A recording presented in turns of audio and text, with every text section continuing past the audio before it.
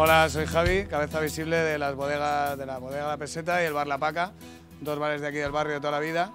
Y me gusta apoyar la iniciativa del Festival Cabanyal Íntim porque es un festival que apuesta por la cultura, son gente muy joven, muy maja y hace de este barrio algo muy bonito. Y así que os invito a venir cuando queráis, que aquí os esperamos con buenos quintos, buenas tapas y buen rollo, ¿vale? Chao.